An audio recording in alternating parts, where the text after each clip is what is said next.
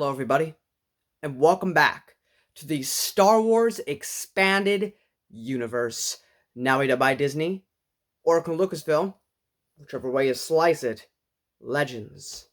At the time of recording, I need to head to work soon, and I gotta use Uber because I don't have a car yet, so I'm gonna need to get going. But I finished the book, so I have to talk about it before I can go, of course, as is tradition. Today, we have the Cestus Deception by Stephen Barnish, or however the fudge you say his last name. I'm not going to talk about the short story with this book. Rest assured, if you buy the book, the paperback, in the back of the book, you'll have the short story. You don't have to do anything extra to find it. I don't really have anything to say about the short story. It's perfectly fine. The only important thing you need to know about this short story before I get into the main book is that, remember this now, because I looked for this everywhere online and I could not find it. So I hope I can be of some blissful help to you, because I looked and I looked and I looked and it took me forever to find the answer, which is, if you're going to read this short story, you would read the first 31 chapters of this book of Cestus Deception. After that, you would take a break, go to the end of the book, and read this short story called The Hive, written by the same guy. Because it takes place in between chapters 31 and 32. So after chapter 31, you read the Hive short story. Then you go back, chapter 32 onward, to the main book. Without spoilers, the main plot essentially is about these JK droids, these Jedi killer droids. There's not a lot of them, they're kind of rare, but there's a lot of politics going on in this book where the Trade Federation, after the events of Episode 1, they were not allowed to really do a lot of things anymore due to those events. But the JK droids are labeled like bodyguard droids, so they kind of escape the like machine killers of war thing or whatever, so they're allowed to make it. But the issue is, if these become mass produced, that can be a big problem for the Jedi and the Clone Wars. So Obi-Wan Kenobi and Kit Fisto are sent to this planet Cestus to negotiate diplomatic things, because they're in the middle of a war right now. We're like 2 years in, if you're following my chronology. We're about 2 years into the Clone Wars at this point, and so they've already been going through a lot. They don't need more struggle, so they're trying to stop that. If you're expecting a book focused on Obi-Wan, you're going to be disappointed. Obi-Wan, of course, is in this book. He has his moments, but this is not his story.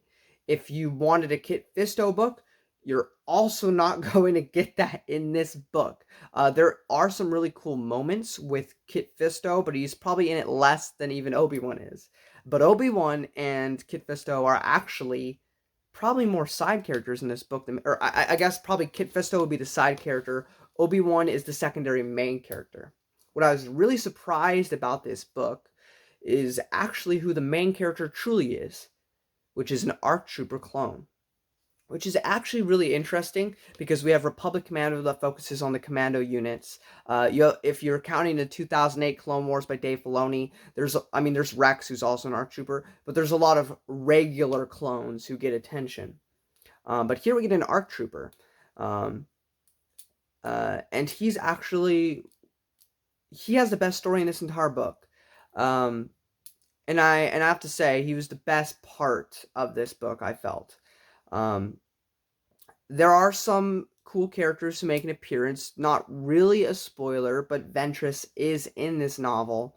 Dooku's on the cover, but he's only talked about. He's never actually there, so that's a bit misleading as to why that's there. Ventress should be on the cover, not him, but whatever. And overall, this story is very 50-50 with me, because even more so than Approaching Storm that I reviewed way back when, right before we got to the Clone Wars, there's a lot of moments in here that are, to me, frankly, kind of boring. That I kept checking the time, like, I need to go. Just like I need to go for work soon. I'm like, I'm bored. But then there were moments of such excellence within this book. mainly with the clone trooper, Nate, who later gets renamed Jango Tat, which in Mandalorian means Jango's brother. But the main story itself, it's fine. Like, there's a lot of the political things going on. Obi-Wan's trying to solve this mystery, and we all love Detective Obi-Wan. Of course, it doesn't work as well when we know what's really going on, because they show Ventress pretty early on in the book. But Obi-Wan's clueless for pretty much the entire book, which makes it a little... but I mean, some of the character moments we get with Obi-Wan are great. Some of the moment interactions between Obi-Wan and Kit Fisto, and the clones and Kit Fisto, there's some good moments there between those characters, which is good because we don't have a lot with Kit Fisto. So that was really cool. But the center focus is this clone. That being said, every scene with the clone, or not every scene, but a good portion of it, I thought was really, really well done. Especially the end of this book. I really, really enjoyed that.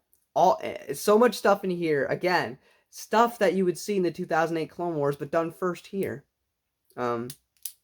Also why I placed the 2008 show later, because they directly mention this book how there's never been a clone that has betrayed the Republic, right? But in like one of the first few episodes chronologically of the 2008 show, we have a clone that betrays the Republic. So to me, not only with Anakin's long hair and scar, which he doesn't have yet, mind you, we will see that in a comic, but I just figured that should be placed in the...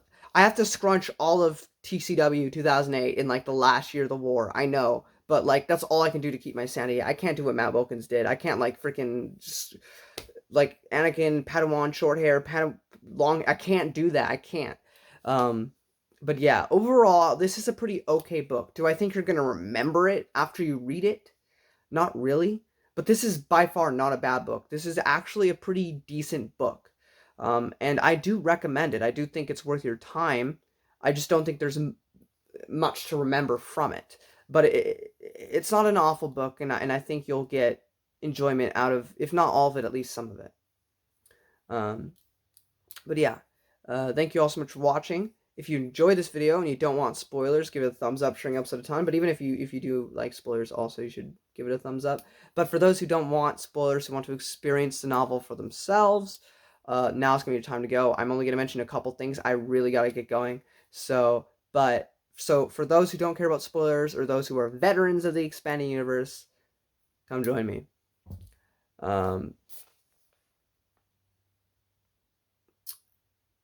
We have I said semi-Grievous. So the thing with the Jedi killer droids is that what makes them special and is able to kind of combat Jedi is that they come from a living thing.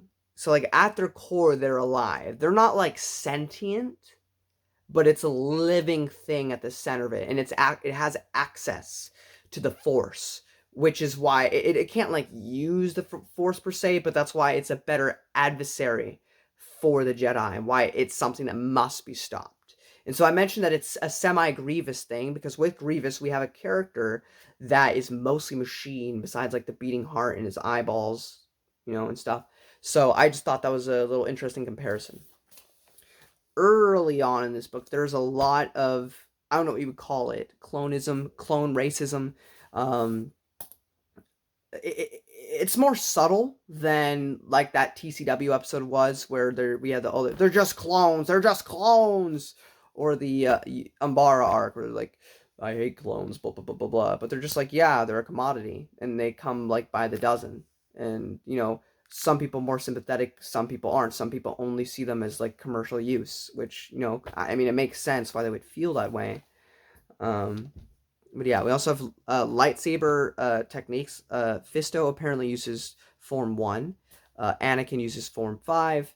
Obi uses Form 3, and Dooku uses Form 2. I only mentioned that because I thought it was interesting. I don't know if that contradicts anything, or if it's just not descriptive enough of what those guys can actually do. I'm sure Dooku could probably switch between forms and stuff. He probably knows all of them, but that was just what was said in there, so I thought it was cool. this romance sort of starts to blossom between the main clone trooper of this book and this woman. But what's interesting about this woman is that she actually used to be a girlfriend or a love interest for Jango Fett himself. Apparently, when she was 18 and Jango Fett was 25, they had a little fling. They got into some danger. She got left behind, and she never saw him again. But I just thought that was really interesting because it's giving us some backstory for Fett or for Jango, even though he's long gone. And then I already mentioned that Nate becomes Jango Tat. Near the end of the book, there's the eel scene where I just really enjoy that chapter dealing with him, dealing with oh, I could have had a family, I could have had all this stuff. I'm feeling loneliness, like I've never felt this before, and I just thought those scenes were really well done. And then, of course, the ending, Ventress goes away, and the clone trooper sacrifices himself, and he does not live. But much like we see in the Clone Wars, 2008, the love interest does carry his child. But I thought the ending to this book was really good. So overall, that's my thoughts. Pretty decent read. Nothing crazy or anything. Nothing super good or super bad. I definitely put it above like Approaching Storm or Legions or Choices of One. But I just don't think it's a super memorable story that you'll remember like long afterwards. But I do think there's stuff of merit in here worth viewing. But anyway, guys, that's pretty much it. I gotta head to work, so I hope you're having a fantastic day, night, evening, whenever you're watching this, and may the Force be with you. Until next time.